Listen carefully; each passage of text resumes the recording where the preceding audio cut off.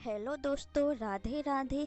क्या आपने कभी सोचा है कि वैकुंठ के स्वामी, सृष्टि के पालक भगवान विष्णु अपने ही धाम को छोड़कर एक असुर राजा के द्वारपाल क्यों बने? यह कहानी सिर्फ एक अवतार की नहीं, यह कहानी है एक वचन की, एक छल की और उस भक्ति की जिसने स्वयं भगवान को एक बंधन में बांध लिया था। यह कहानी उस रहस्य से शुरू होती है जब माता लक्ष्मी ने अपने ही पति को बैकुंठ में नहीं पाया। बैकुंठ जहां आनंद की धारा बहती थी, आज वहां महीनों से एक सन्नाटा पसरा था। ब्रह्मांड के स्वामी अपने सिंहासन पर नहीं थे। माता लक्ष्मी का हृदय व्याकुल था। उन्हें पता था कि उनके प्रभु कहाँ हैं, पर वो उन्हें वापस लाने में असमर्थ थी। देवर्षि नारद बीड़ा बजाते हुए प्रवेश करते हैं। नारायण नारायण माते, आपके मुख पर यह चिंता की लकीरें। त्रिलोक में सब कुशल तो है, प्रभु कहाँ हैं? प्रणाम देवर्षि। क्या कुशल कहूँ? जिनके होने से ही सब कुशल होता है वही यहाँ नहीं है। मेरे स्वामी, मेरे नारायण पाताल लोक में हैं। पाताल लोक में? पर क्यों माते? वहाँ तो असुर सम्राट बलि का शासन है। प्रभु वहाँ क्या कर रहे हैं? वही तो मेरे दुख का कारण है नारद। वो राजा बलि के द्वारपाल बने हुए हैं। क्या ये तो असंभव है?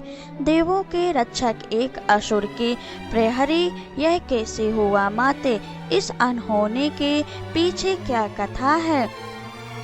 यह कथा शुरू होती है एक भक्त के अहंकार से, एक गुरु की चालाकी से और मेरे प्रभु के एक छल से।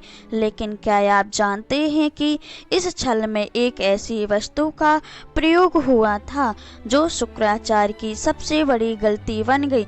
वो वस्तु क्या थी, इसका जवाब इस वीडियो के अंत में आपसे पूछेंगे, तो कहानी को ध्यान से सुनिएगा। यह कहानी उस समय की है जब धरती पर एक ऐसा राजा था जिसके दान के चर्चे देवलोक तक में थे। वो था प्रहलाद का पुत्र, असुर सम्राट बलि।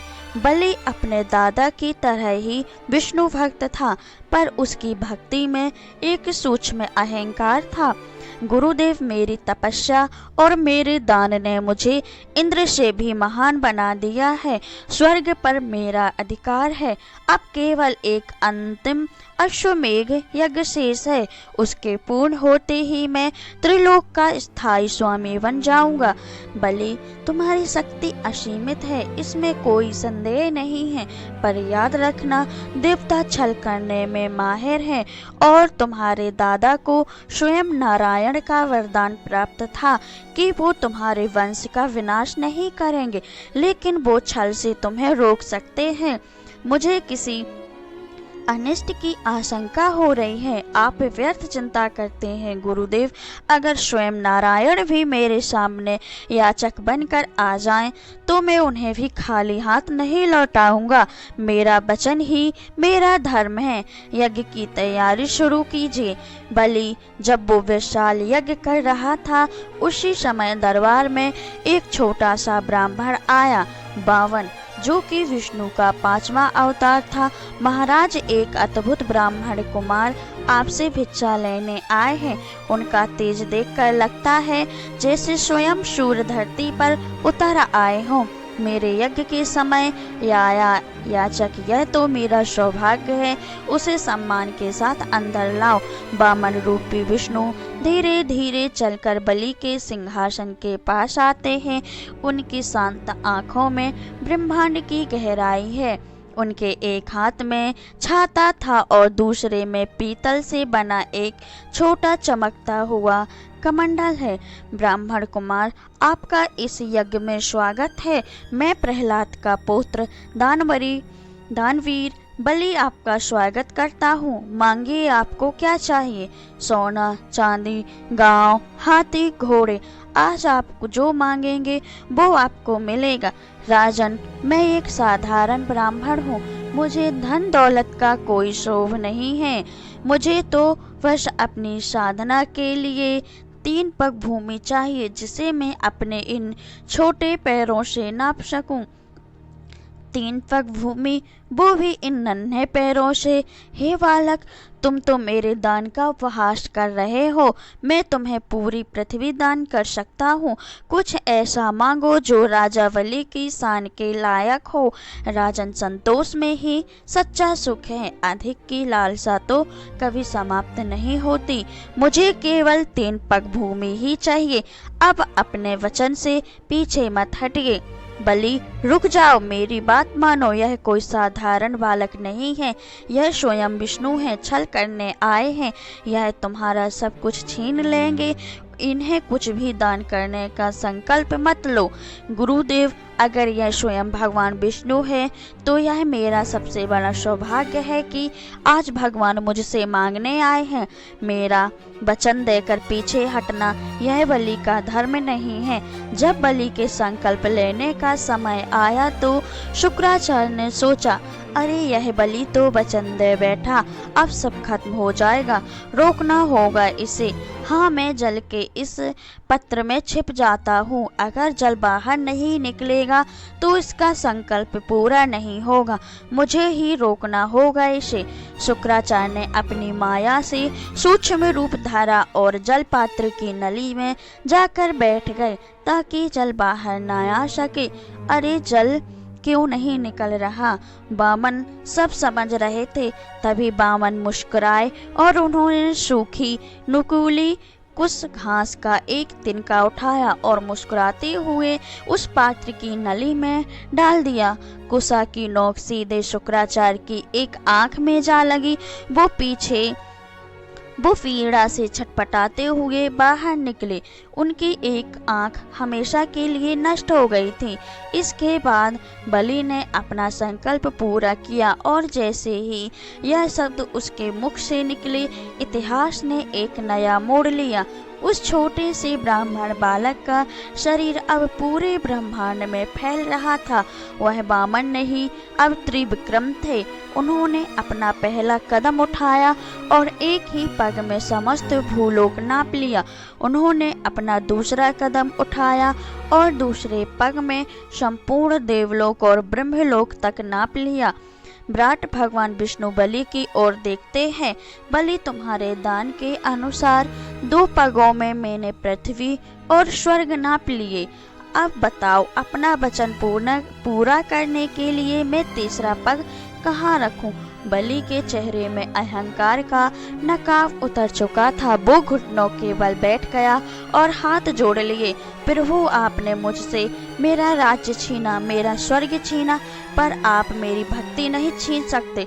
यह शरीर नश्वर है, अगर कुछ बचता है तो वह मेरा अहंकार। प्रभु, तीसरा पग मेरे इस अहंकार से भरे मस्तक पर रखिए और मुझे मुक्त कर दीजिए। नारायण की भक्ति तभी पूर्ण होती है जब उसमें प्रेम हो, स्मरण भी। अगर इस कथा ने आपके मन में भक्ति की एक लौ जगा दी है तो वीडियो को लाइक जरूर करें और कमेंट में केवल नारायण नारायण ही नहीं बल्कि एक छोटा सा संदेश भी छोड़ जाइए। शायद यह संदेश नारायण के चरणों तक पहुंच जाए। प्रभु, आपने मुझे सब कुछ दिया, लोक यश और कृपा, लेकिन मैं अब आपके दर्शन कैसे करूँगा? मैं चाहता हूँ कि हर दिन आपके दर्शन कर सकूँ। कृपया मुझे इस एक आशीर्वाद से वंचित ना करें। हे बलि, तुम्हारी यह विनती भी स्वीकार है। मैं स्वयं सूतल लोक में निवास करूँगा, तुम्हारे द्वारपाल के रूप में, जिससे तुम रोज मेरे दर्शन कर सको। और इस तरह एक भक्त के वचन ने स्वयं भगवान को भी बांध लिया। तो क्या मेरे स्वामी को वापस लाने का कोई मार्ग ही नहीं है देवर्षि? क्या वो हमेशा के लिए एक प्रहरी बने रहेंगे? मार्ग है माते, हर बंधन को काटने का एक सूत्र होता है, पर इसके लिए आपको उस राजा के पास जाना होगा जिसने आपके पति को बंदी बनाया है, पर एक देवी के रूप में नहीं बल्कि एक बहन के रूप में। माता लक्ष्मी की आंखों में एक नई आशा की किरण चमक उठी। माता लक्ष्मी ने एक साधारण स्त्री का वेश धरा और निकल पड़ी अपने स्वामी को वापस लाने। देवी, आप कौन हैं और इस तरह विलाप क्यों कर रही हैं? राजन, मैं बहुत अभागन हूँ। आज रक्षा का पवित्र दिन है, पर मेरा कोई भाई नहीं है जिसकी कलाई पर मैं यह राखी बांध सकूं। बहन, आज से मुझे अपना भाई समझो।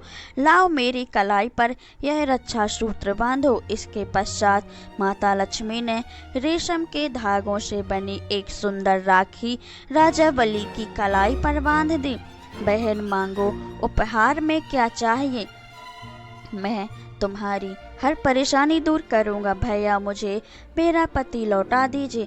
यह कैसी लीला है प्रभु, जिनके मैं पाताल के द्वार पर प्रतिदिन दर्शन करता हूँ, जिन्हें एक भक्त की तरह निहारता हूँ।